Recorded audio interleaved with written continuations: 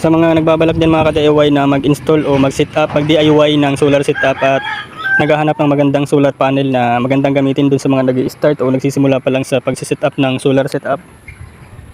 May share ako sa inyo na solar panel na magandang gamitin lalong-lalo na dun sa mga nagsisimula pa lang o nag-i-start pa lang sa pag-setup ng solar setup. Dahil ako nagsimula ako dito sa solar panel na 100 watts kagaya nito. Nagsimula ako mga ka-DIY sa ganitong panel, isang piraso na 100 watts na solar panel at nagandahan ako mga ka-DIY kaya ngayon meron na tayong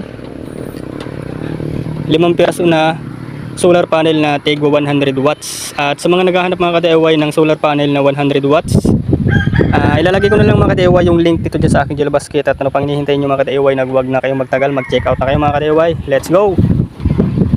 At may share na rin ako sa inyo na mag-share na rin ako sa inyo mga ka-DIY kung bakit 100 watts na solar panel ang aking pinili imbes na yung malaking panel na tigpa 500 o tig 800 watts.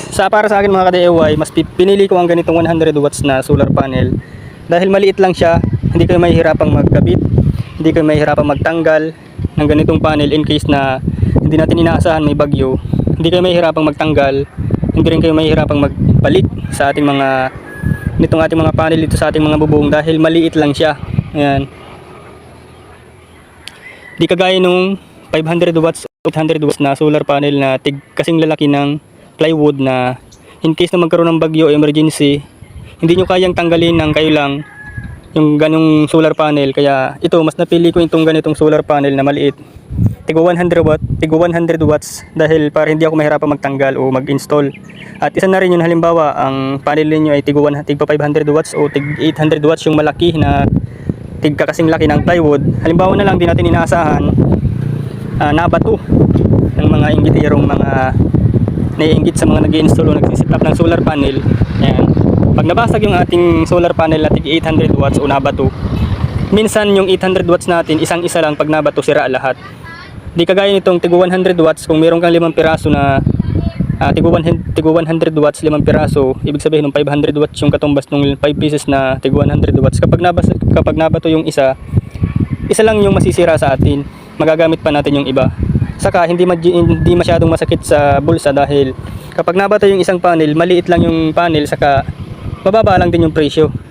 Di kagaya nung meron tayong tig 800 watts na panel na malaki, kapag nabato, malaki yung presyo ng mababasag, medyo masakit sa bulsa, saka masakit din sa loob.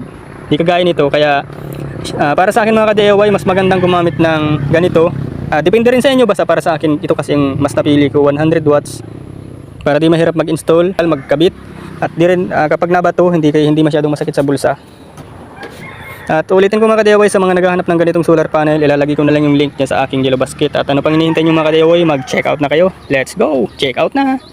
Ang size nga pala mga ka-DIY nitong 100 watts na solar panel, yung kanyang haba, ayan, 120 cm yung kanyang haba. Ayan.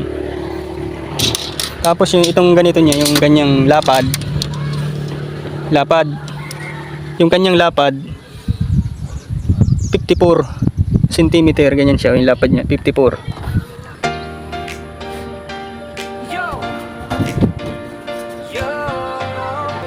Sa tipid pero solid, alam mo na to. Kung hanap mo ay quality na swak sa budget mo, isang click lang to, di na kailangan magtanong pa bro. Tools mo yan gamit sa bio, school supply.